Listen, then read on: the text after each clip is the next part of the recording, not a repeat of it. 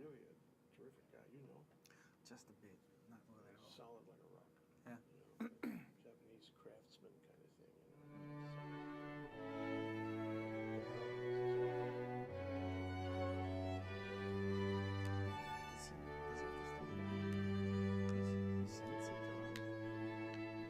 be a great loss.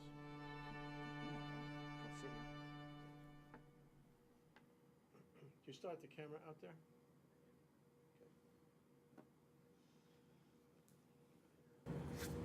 Okay, we're on, Hoala. All right, let's do it. This is it. This is ThinkTech on Thursday. And we're sort of standing in for Carlos Juarez of HPU. He does global connections.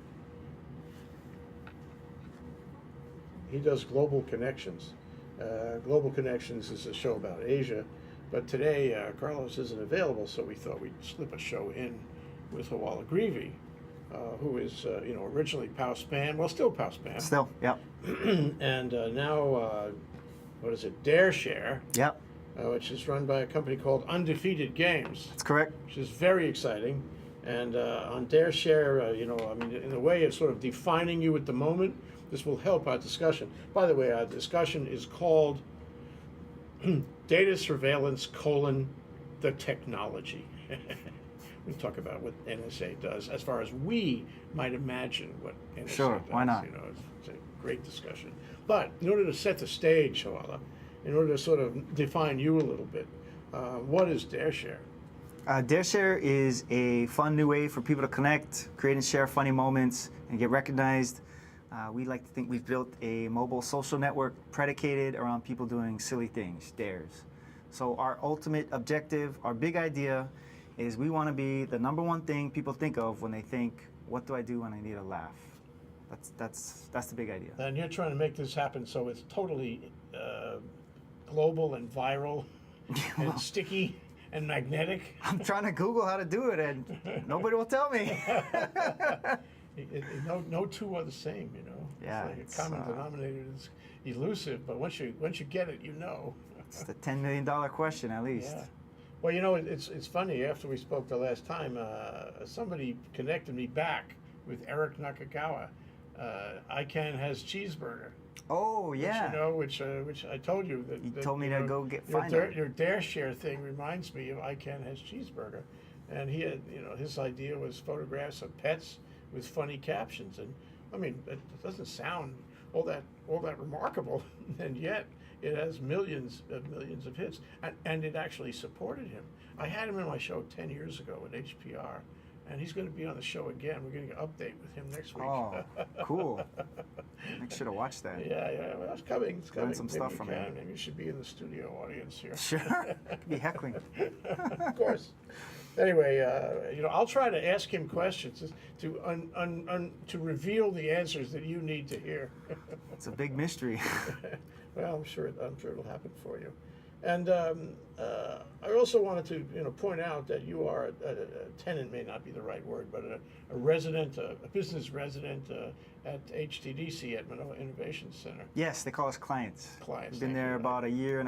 I should know that. I was there once, Anyway, as a client, I just wonder if you have any input for us on the fact that the legislature declined to do anything about the expiration of the HTDC lease on Manoa Innovation Center, and that theoretically, anyway, that lease ends year after next, and it's like an abyss at the end of that time.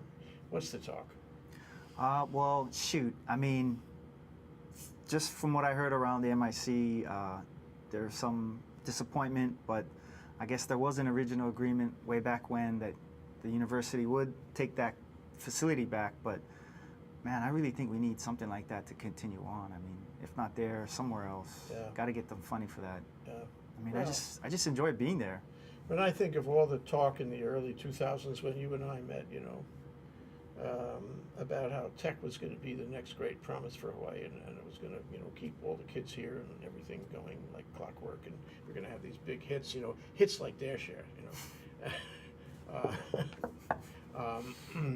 and then the high point of it was, I think, around 2005 when somebody put a bill in the legislature. I think Calvin Say had a lot to do with it, which was going to provide $100 million of financing to tech startup companies. I mean, out-of-state money. Wow. That was quite a remarkable bill. Those are the years when 221 was at issue every minute. Those are the years when the tech industry would stand up and go down there and, and express their expectations. And everybody talked about, the new diversification. And we don't have that now. And the pennies on the eyes, it seems to me, is MIC. Because when MIC goes, if it goes, and it probably will go, and the university does its thing, which is largely bureaucratic. If we could visit sort of like the Christmas Carol, the Charles Dickens, Ghost to the Future kind of thing, go into the future and look at MIC in 5 years from now, boy, what a scene, that's going to be something. It's going to be nothing is what it's going to be. Anyway, so that's really too bad about MIC. I hope not. And then Uka's leaving in August. Yeah, I owe her a dinner. Yeah. Yeah. We should talk to her and tell her how much we hate to see her go. Yeah. They've all been very big supporters of DareShare from day one. I mean, they're loading that app every day, telling me what they like and don't like. Yeah. And I'm like, please tell me more. Use all the help we can get, for sure. Well, I mean, but you've been a programmer par excellence for as long as I know you, and much longer than that. You had time on the mainland before, yeah? Yeah. And you tell us, give us a précis of how much programming experience you have and what languages and so on. Oh, right now I'm just micromanaging.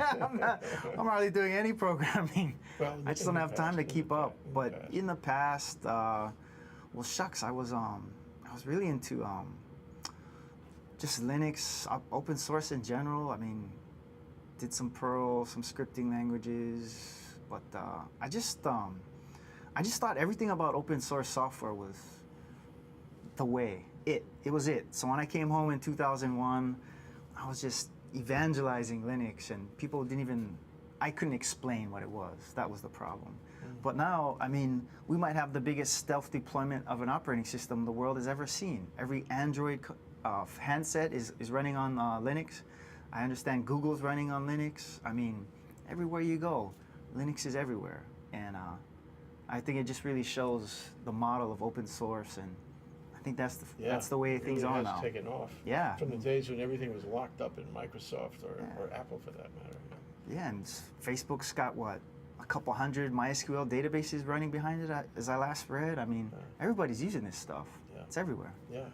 So, I mean, it'd be no surprise, that programming and the power of programming has gone to enterprise levels we would not have imagined 10 years ago. Even 5. Even 5. Ooh, scary. Now, you said that you don't program now, but you think about these things. You think about sort of global type of programs that reach large numbers of people and how to handle them, right? Yeah, I think it's fascinating. I think it's a new form of power, being able to yield new results or get new insight.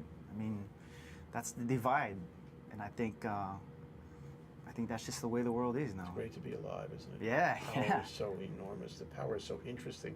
The power takes us places we never imagined. You said before the program began that you thought that President Obama might be treated as the world's greatest hacker. Maybe. It's appropriate in these times because we have the world's greatest information system. Yeah. But why did you say that? Well, let's see. A year and a half ago, he was he's taking out Iranian nuclear reactors, delaying their program by 18 months. In a collaboration with the Israelis. That was quite something. Yeah, that was Obama's call, according to the New York Times article. And now we've got NSA and Snowden and all this thing. And we thought China was, well, they still are hacking us all the time. I can see it on our servers constantly. But yeah, it turns out you can see it on biggest your servers. Oh, all the time. Okay, big question for our discussion today. How do you see it on your servers? It's mostly blind brute force attacks, trying to remotely log into our servers, these random passwords. What is that? I need to know. So a lot of Linux servers, if you don't lock it down correctly or if you have it open, there are certain ports on these servers that are used for remote access. So one of them is SSH, which is port 22. We lock it down, but we can see the attempts at it, like knocking on a door, and it's all the time. Is that something that you would see, or do you have to set it up so you can look? You can go and look in the log files, or you can tail it out and see it live, or you can set up these monitoring programs, which I kind of gave up on because there were just so much information Yeah. attacks all constantly. Really? Oh my gosh. Oh, this is so interesting. And so in the log file, it'll show that somebody was knocking on that port. Constantly, Yeah. every day. And can you tell who? Well, we can tell where the IP is, but that IP might have been hacked as well. So, you're just getting one So level they're of trying information. to avoid any detection of what they're doing. Yeah, most of the sophisticated guys will take out a few machines first and then use those as launching points, or establish botnets, or even rent out botnets. You can rent them? Yeah. Excuse me, I'd like to rent a nice botnet. For the hour, for the day, for the week. Yeah. I mean, that alone is, could be considered a giant security threat. Like, if I can rent a 24 million wide botnet and I just want to focus it in on one object or one thing, it's totally doable. And maybe we should define a botnet for our people. What is it? It's mostly home PCs, mostly PCs infected with malware. They sit quietly as a background program in the background. And then when they receive a instruction from like a master host, which is itself a box that's been hacked, they do the instruction. So whether it's send out email, display a pop-up on the user's window, or go and flood a certain site or IP with a distributed denial of service attack. So that's what people normally use botnets for. So I could have one on my machine at home. If you've if you've got a Windows machine, that's why the whole business of like POW spam is protecting people from stuff like that. Your company the POW spam product would protect that. That was one of the originating ideas behind POW spam in 2003 was people just kept complaining about the same thing over and over again. So yeah, we came together with that. Oh, so interesting. You live in it's like a special space to think about those things. You said a 24 million botnet? What is that? 24 million people. Infected PCs. PCs. Yeah. It could be anywhere. And then some of these operators, they fight each other. So they'll write apps or scripts that will they fight over the infected farms. So they try and steal each other's infected hosts. It's a game. Yeah. And they're anywhere, right? Yeah. I think there's high distribution in emerging countries where people don't patch their systems as often. So I think a lot of them are in China, Brazil, places where maybe they've got Windows for free anyway, so they aren't allowed to download the patches from Microsoft, and so those can be some vulnerable machines right there, easy targets. Yeah. But where are the progenitors? I mean, where are the guys who set this up in the first place? Do we have any idea where they're focused, where the distribution is? There have been confirmed cases in Europe, Russia. I mean, these entire mobs, gang-affiliated mobs arise out of it. Yep, it's U.S. I just read I can't remember the title of the book, but it was about the guy who was running. He was doing a carding operation, where credit card numbers basically, and he had a pretty clever way of doing it. Is there a way to stop? Is there a way to stop them? I mean, with POW spam, can I stop them on my machine? Are there ways to stop them at the root, to find them and stamp them out like so many vermin? That was the enterprise level software as a service subscription-based model that we went into, which I think turned out to be the way most people do it nowadays. Software as a service is a way to avoid this. Yeah, and so this protection that we have sits between the email servers and the internet, and so for the end user, they don't have to install or download anything. It's just filtered before it gets to them. So that seems to be the best model, in my opinion. Does an antivirus program like Norton or some of the others, do they have any effect on this? Yeah, so there's still a thriving business for protection on the PC, especially if you can get infected not only through email but through web surfing. So I think it's still a thriving business. Even 10 years later, it's just rather remarkable. There's been, I think I read about one last year, but yeah, obviously a lot less. But I think it deals with the ecosystem. These guys target the biggest percentage of the pie.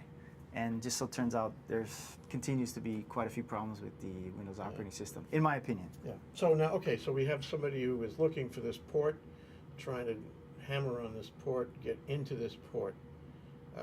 SS1 you mentioned as an example. Oh, SSH, yep. SSH as Yeah. an example of a port Yeah. that they might attack. So now they get in. Now they have a connection into the machine. Yeah. Into what the machine controls. That's one way, yep. Mm-hmm. Okay, what do they do with that in order to make trouble? So they could erase your system, but usually they don't do that because they're interested in leveraging its computing and bandwidth. So typically on a Windows or Unix system, they'll install some Trojan in the background, and that's part of your botnet. And then you're at their mercy of whatever they choose to do. So the magic trick is getting into the machine through the port. Once you do that, then you have some leverage. Yeah, but I guess with this whole NSA scandal with Snowden, I guess they they apparently took it to the next level and said, forget attacking the machine, we're just going to go hack the routers that connect entire regions of the planet, and we'll just have this huge pipe that we can siphon off all the data and then take a look at it later. Which I thought was pretty clever. Efficient, yeah, you can get an entire continent off a couple of hacked routers. Why not? It's really interesting. Well, you say hack. I heard you say hack. You mean the United States government, however they get in there, gets in there. It isn't. It's a legal hack, or rather, it's an intentional hack. It's a two-party agreement for hacking, right? It's a strange world we're in. Well, okay, we're going to take a short break to regroup, and then we're going to go drilling down into the hack. We'll be right back. This is ThinkTech with Hoala Greevy. We're doing ThinkTech talks on data surveillance, data surveillance, the technology. We'll be right back. Shoot, I should have remembered that book, that guy. This.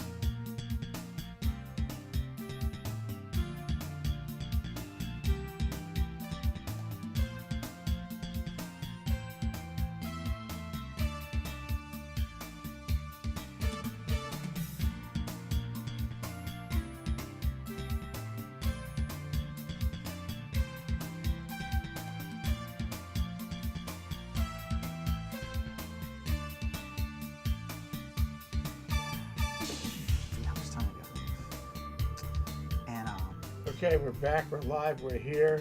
It's Thursday, standing in for Carlos Juarez and Global Connections.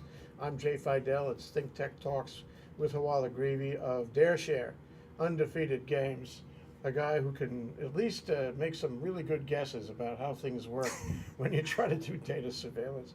And in the break, we were talking about a book you recalled where this guy did some fantastic hacking, getting, credit card numbers on a scan. How did that work? Yeah, he was involved in a massive credit card, they call it carding. So he was faced with the task of getting new and original credit card information. So this was about 10 years ago. There's a remote administration tool called VNC. A lot of Windows integrators will use it. Yeah. And so he figured out that if a computer had VNC unpatched, he'd get into it. And then if that computer also had a machine name, NetBIOS name, after this popular point of sale system, Aloha POS, he'd go ahead and hack into that. And so he was getting access. Get into the port.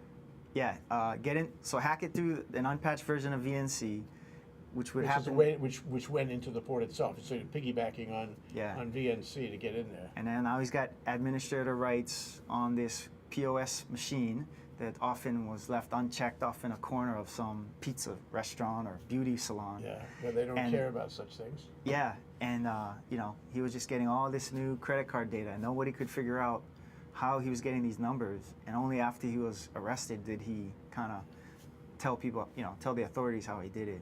It was this guy had a real hard time telling between black and white. There were earlier cases of him with widespread hacking. Well, yeah. That's really interesting. I mean, yes, of course, we want him arrested, but it sounds like the reason they were determined to prosecute him was because taking credit card information. Suppose he was taking birthdays, it wouldn't. He wouldn't get so excited. His original claim to fame was he found and now, again, this is 15, 20 years ago. He found a vulnerability in Bind, which is a DNS server software for Unix machines. It runs the internet, basically. Mm-hmm. And so Data name server. Domain name service, Domain name DNS. server. And the software was Bind. And he was so worried about other people hacking these government machines that were running this, he went and hacked the government machines. And so his hack was he'd hack all these government machines, patch it, but then he left a back door to get in at a later date. And so when they caught up with him, they're like, hey, thanks for patching it, but you also gave yourself a back door in. It's like the barbershop mirror, Yeah. The hacker is hacking the hacker who hacks the hacker. And then the FBI was trying to work with them to, develop some other things, and he ended up burning them again, and so it's a love-hate relationship. How do you keep track of these things? I mean, you're a professional in this. How do you do it? Jeez. Just you Google it. Okay, with your phone. That's right. You're Googling on your phone all day. Yeah. What a life, huh? What a life. Yeah. Well, it's okay if you can do it. Anyway, so I wanted to talk about at the NSA. And we don't know much. I mean, you've done some reading about it, so you can tell us what you found. But I'm real curious.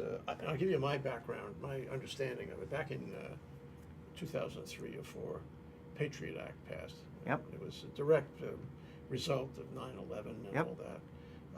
And the idea was to improve our spying ability or our terrorism catching ability. And one of the reasons we felt we needed to do that is because we didn't have anybody on the ground in Afghanistan among the cells of terrorists there. Mm-hmm. We didn't have a mature spy system, nor could a lot of us, nor were there many who spoke the languages and who could infiltrate. So we had to find another way. So we said, let's try technology and all this. And part of the first Patriot Act was really a bath of cold water, was to find that the federal government could put a black box in any provider. LavaNet, for example, right here in Honolulu, they could put a black box in there, and they could have the ability to check anything that went through that company.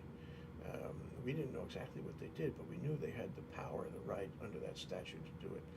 And a year later, I think it was a year later, the Congress passed another one. It was the same Congress that invaded Iraq. You wondered what they were drinking or smoking. Anyway, the second Patriot Act was more advanced. It was more authority for the government. In the process, I'm not sure which of those acts, but they created the secret court, which I find interesting. Uh-huh. And the secret court is very interesting in American jurisprudence because, the whole thing in the Constitution is we should have, transparency. Yeah. and the public should know what's going on. And yet the strange thing about the secret court is not only that it operates in secret, but that it actually creates precedent, effectively interpreting the Constitution, on the questions of surveillance. So what's going on here? How can this happen like in a vacuum in secret? We didn't even know about it, and precedent is being determined about our Constitution. It's really strange. I only came on secret court. Yeah, but in fact, it's been out there for a few years, and everyone knew or should have known about the black boxes way back 10 years ago. Right. And so one of the ironies here is that Snowden comes out and he makes all this chimas, that's a Yiddish word for commotion. but some of this is not a surprise, should not be a surprise. And you really wonder where the press was and where the ACLU was in all these years, because we knew or should have known that the Patriot Act actually authorized and condoned this kind of activity. It's just that it went beyond where the public expectation was. Yeah. So now looking back down the trail, in the past, one more thing. Early on, we here at Hawaii Public Radio, I mean, when I was doing Hawaii Public Radio in Hawaii, we had this fantastic show which came off a New York Times article about a guy in the Midwest who was a social network analyst, and he worked for corporations, and his job was to find out who was really running the corporation, regardless of the organizational chart schematic. Right. And he would do this with email. He would do it with keywords in email. He'd have all the email in the company, which the corporation was entitled, to have Right. and provide him with. And he would do keyword searches, and then he could draw an alternative chart for the organization of the corporation and tell you who was really running it. So it's really useful for the board of directors to know that. But the strange thing is that his peers in this industry, the strange industry, were disappearing into Washington. They were being hired away by cloak and dagger organizations, and he was the only one left standing, and he wondered where all his friends went. And ultimately he found out. Anyway, we put him on the radio show. It was a very interesting discussion, and it was something that really opened my eyes about the fact that corporate social network engineering was now becoming part of the Patriot Act, and those black boxes were being used to feed that kind of algorithm and make those kinds of choices and analysis. So, okay, that's the fundamental of it. That's what I know. Now, how do you do that?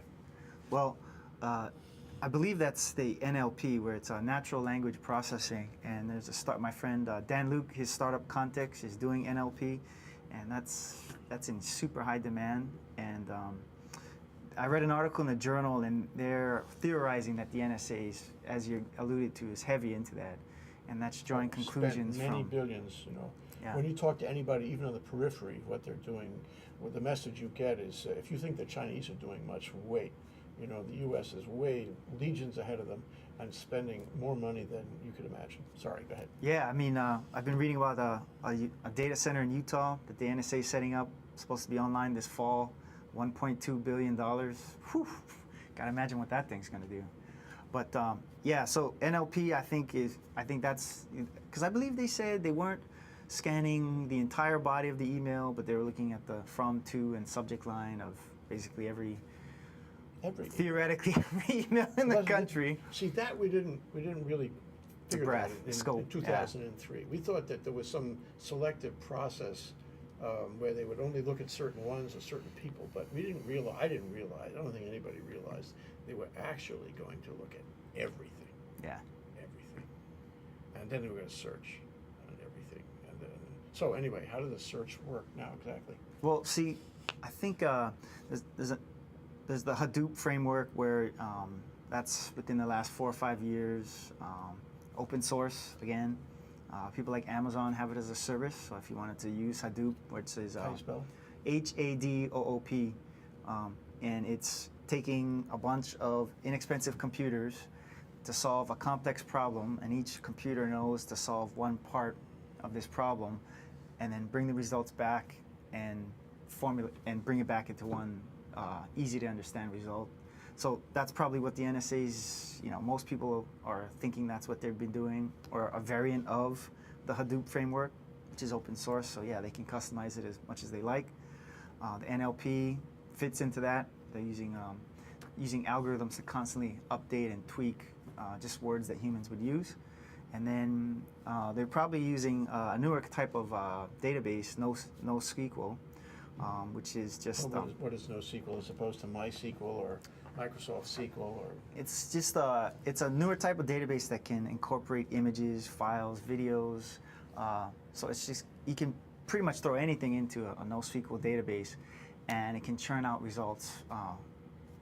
Some things were taking 6 hours, and now they take 30 seconds. And that's all within the last 4 or 5 years. What kind of platform do you need for this kind of software? If you go to really Amazon, they've got it all right there. So you don't need any platform. No, you just put in a credit card. Could this be happening on Amazon?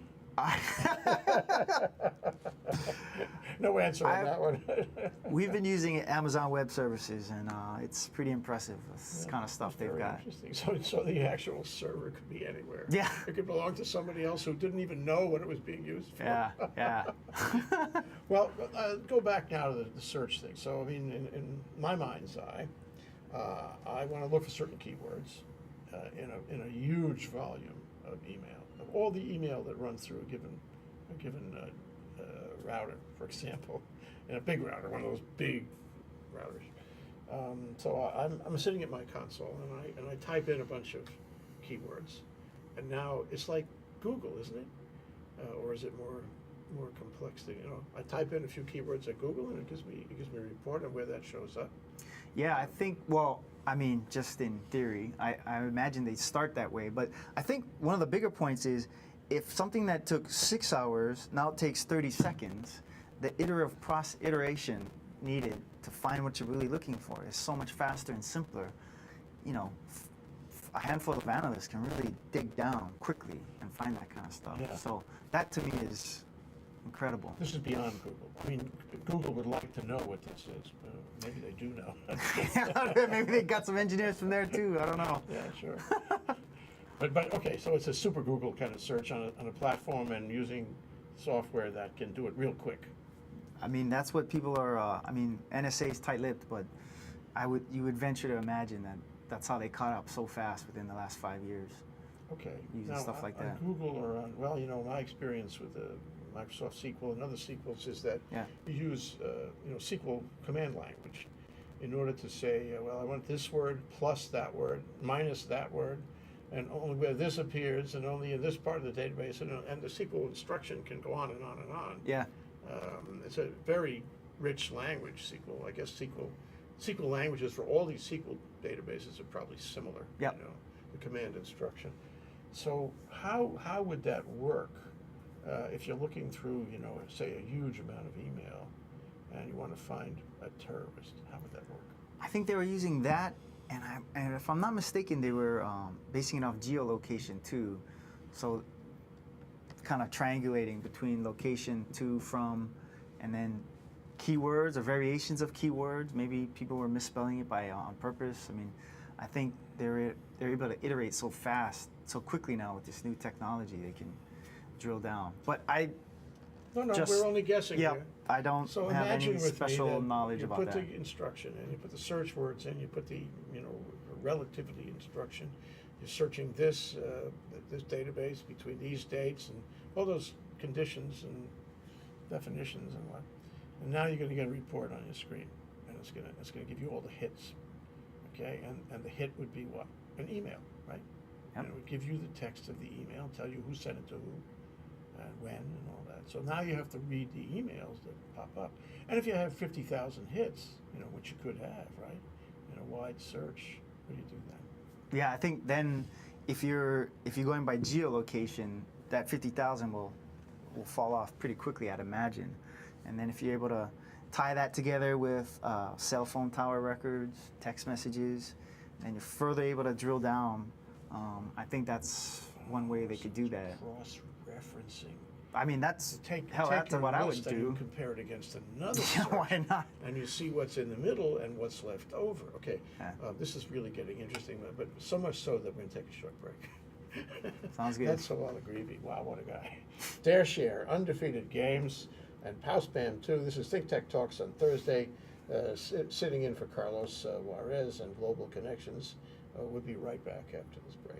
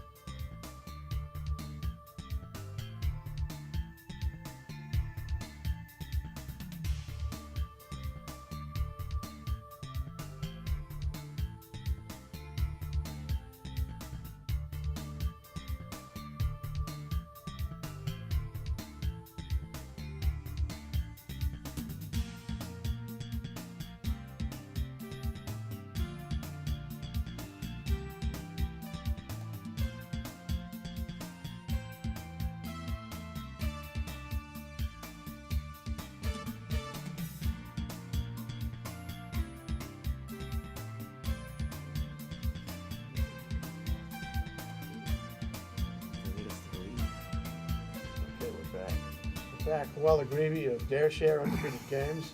I'm Jay Fidell. We're here on ThinkTech. ThinkTech Talks on Thursday.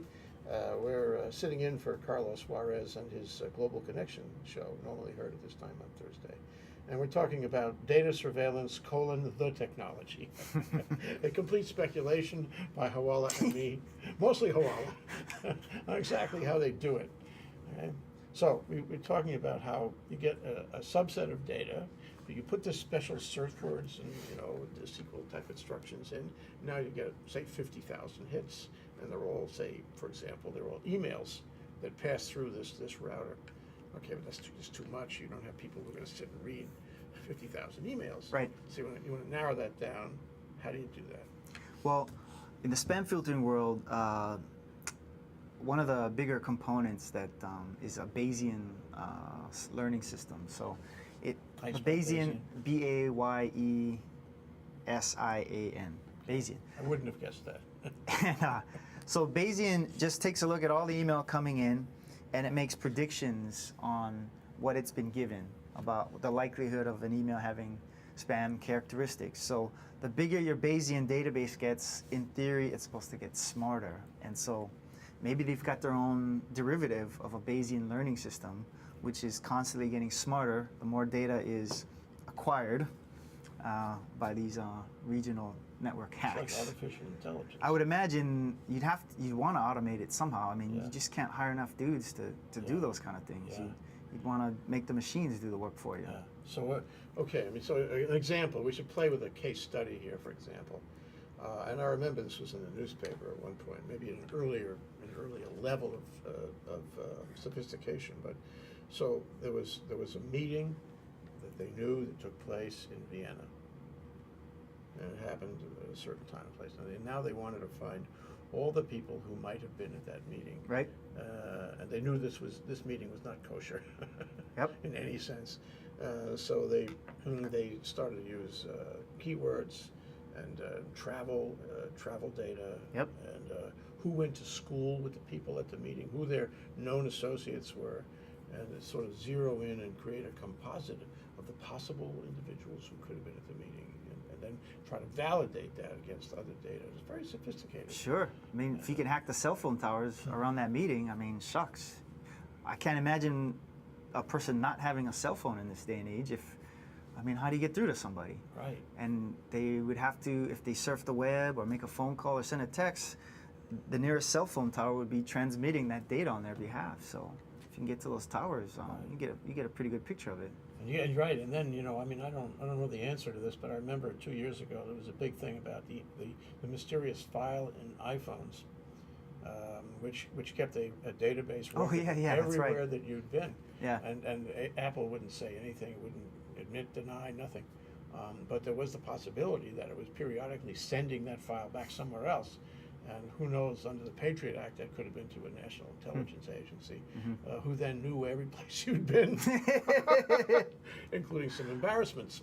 But, if they knew every place you'd been, and your cell phone, showed that by the GPS you were in Vienna at that time, Yep. or you were at another place with another individual who was suspected of being in league with the people in Vienna, Yeah. then they could connect that, and then it became a probable cause kind of reasonable connection.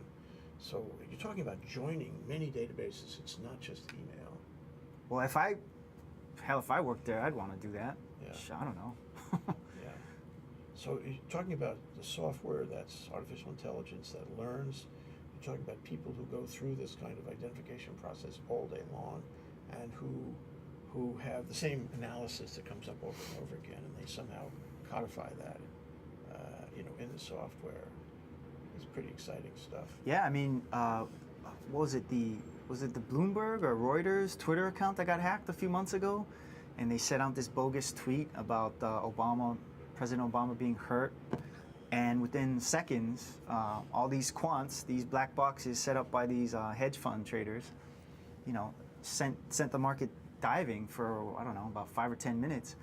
But these black boxes were smart enough to know that this fake Twitter post was indeed fake, and then they rectified themselves, and the market corrected itself automatically off all these, automated transaction.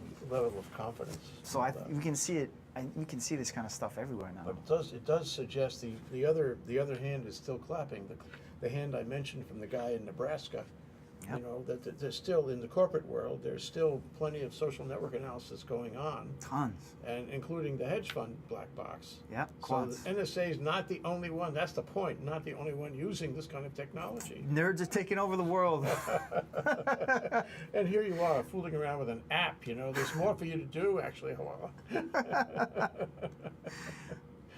Shoot, one app at a time, I guess. But yeah, and then shoot, what was another example of just all this automated learning? It'll come to me in a second. Yeah, okay, but you know, I want to jump back for a minute to the guy at the terminal, deep in the bowels of the intelligence agency, and you wonder why it isn't the FBI. Actually, you wonder why NSA is doing this domestically. It's domestic, and NSA is usually not domestic. Mm-hmm. The FBI is domestic. What happened here? There are political things that made that change somehow. But anyway, so here's the guy at the terminal, and he's got a screen. And it's a form. He's filling out things, and he puts keywords in there. I guess somebody has to do that. I mean, I don't think that's automated, but maybe it is. Maybe they have a highly confidential list of keywords. You know, if you say bomb, if you say terror, if you say, I don't know, I can't think, you know, a lot of words like that in your email, you are going to come to the attention of the guy behind the screen. I think there's a South Park episode about that, yeah. Yeah. Right, so now, what words do you pick? And who picks them? Because these words have a huge effect on the search. I mean, you could go wide of the mark by picking silly words. Yeah. And you can make a fantastic analysis if you pick the right ones. So I would imagine you'd want people who know the language very well. Yep. And P.S., what about French and Spanish? What about Arabic? Yep. What about Character every language sets. in the world? You know? Yep. Yeah. Because those languages work with Google too. Yep. Or by what's the one in China? Oh, Baidu. Baidu. Hmm. So okay, that opens the door of other languages, which have other cultural meanings. Yep. And the words in a different language will have different import, and you would use different search words to find what, you know, a terrorist was talking about. Funny story. My name, the pronunciation of it in Arabic means something completely different, and Probably on somebody's list then. it's Hawalla, and it's an informal. I don't want to say ancient, but it's a very old way of exchanging money, and it's the Hoala system, and it's Howalla, and it's come up in articles related to Al Qaeda. So I don't know. Maybe I'm on the Yeah, list. who knows? I mean, but you know, there's a possibility that word would be a magic word. Yeah. And so you have a guy behind a terminal. He's paid. I don't know what Snowden was paid, but I imagine he made good money. 200K. No, at 29 years of age. Yeah, I believe it was 200K at Booz Allen. Yeah. Oh, incredible. Yeah. And he didn't have a clue about national loyalty, allegiance. Yeah, Not a clue. that's. He didn't know where the country was vis-a-vis his own life. It's very interesting. Yeah, he certainly seems like a pawn now. Yeah, 200K, and his job was, I guess, to put in these words, to get the result out, and then to make some analytical choices. Yeah.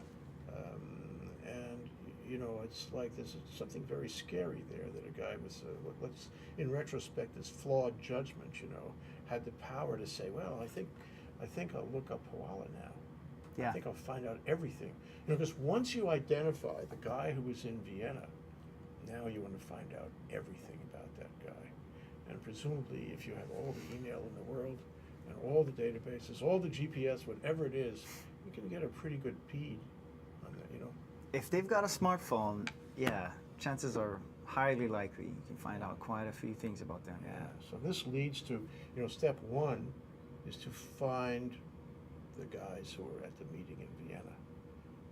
Hypothetically, step two is to, when you confirm that a given individual was there, then you want to find out everything, drill down all the way about that person. Yep. And there is no privacy left there. We'll talk about that in a minute right after this break. That's Hoala Greevy of DareShare, Undefeated Games. a programmer and a computer person par excellence. He knows Dan Luke, for God's sake. Dan's the man. Here we are at ThinkTech Talks on Thursday, standing in for Carlos Juarez and his Global Connections program. We'll be right back.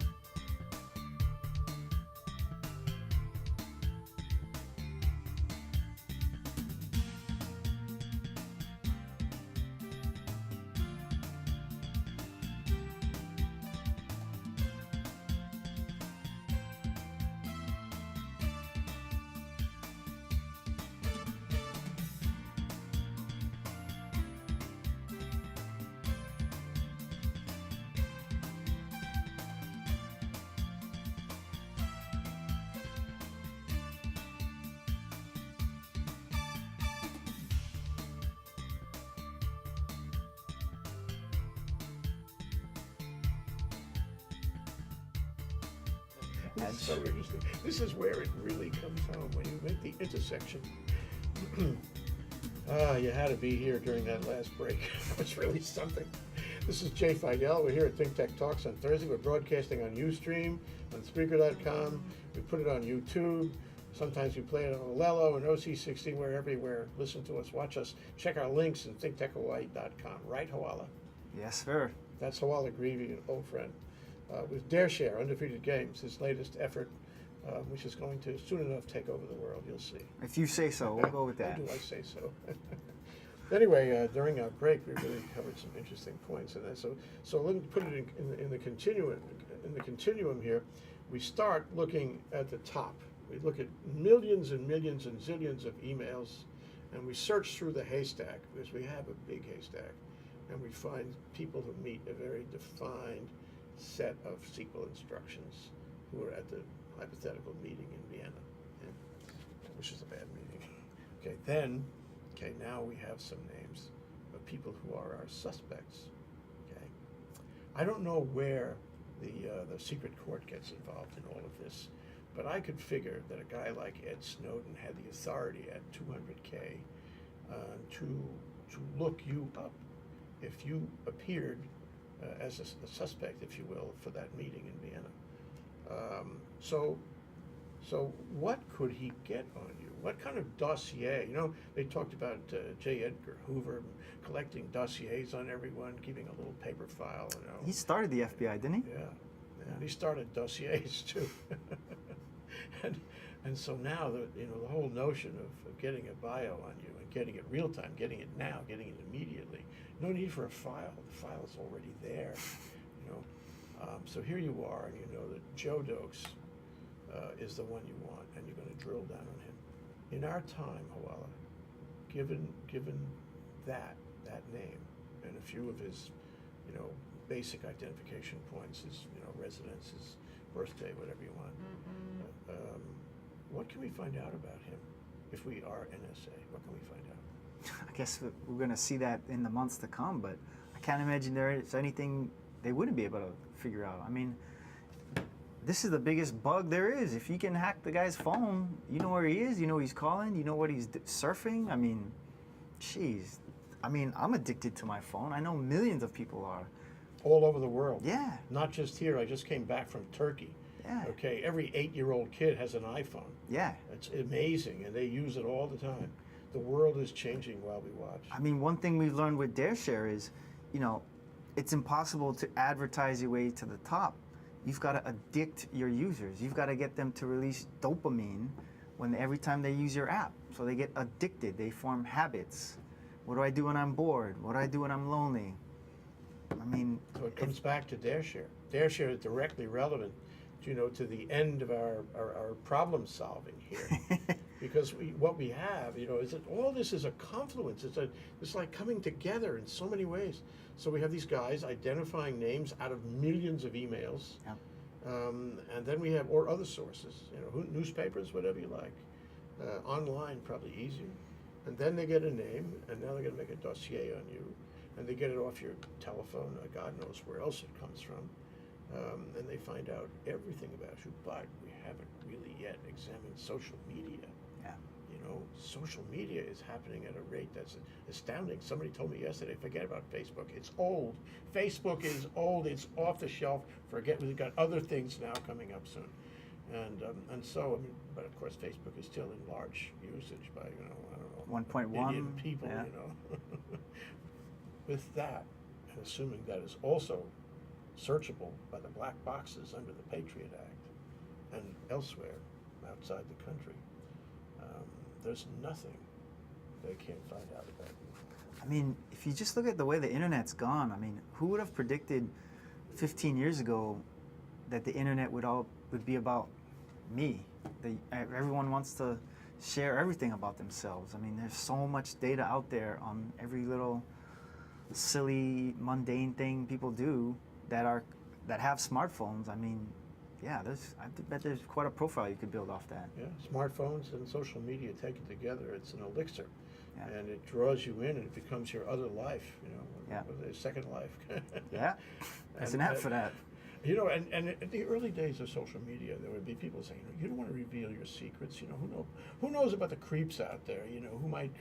Who might chase you around at night and all that. But they're not the ones you're worried about. Yeah. Now, under this revelation with Snowden, Yeah. you worry about the government would know everything, and the government would have access to social media because they probably could plant one of their boxes in Facebook or anywhere else with the servers. There's no exemption. Yeah, I think Zuckerberg came out and said they weren't cooperating with the NSA, but if you think about if there's a group of routers you can hack in a region that's sending traffic back and forth to Facebook servers and the users, well, you don't have to have a box at Facebook. You can just hack that backbone, and then right there you can get your information or enough of it. So I think that's what Snowden was trying to explain of how they were getting this information. Yeah, and it's interesting too. Where does the Patriot Act go, and that secret court? Where do they go? Suppose they issue an order to Facebook. I don't know if this has happened to Facebook and say, cough it up. We're putting our black box down there. What happens then if Facebook says no? Well, maybe they go around them and use the backbone, or maybe they take them to jail. I don't know what, but we're playing two alternative universes on this. Yeah. At the end of the day, the NSA can find a way to get everything it ever wants to get, I think, including so the issue a few years ago was, should I put my birth date? Should I put my relationships on Facebook? Should I open myself up to Facebook? And there were people who said, don't do that. It just doesn't feel right. Why? But the younger generation come up. You'll see if you agree with me. The younger generation come up on that. And say, wait a minute. Trust, man. It's okay.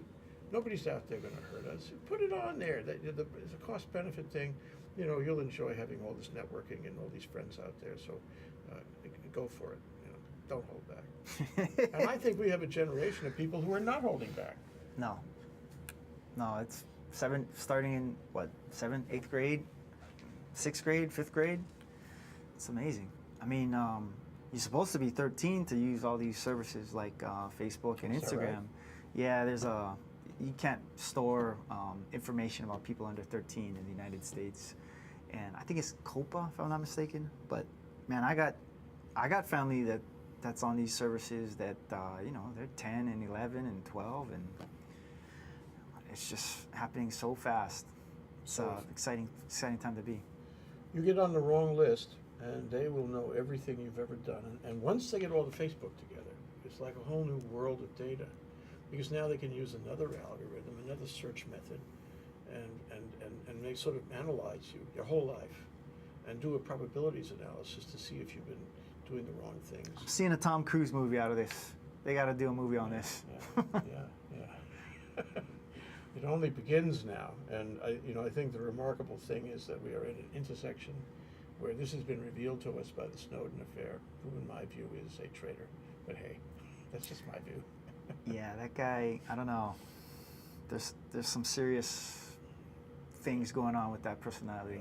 And it has all kinds of ripple effect. Anyway, I hope we can continue this conversation because I feel, Hoala, that it will be in the news.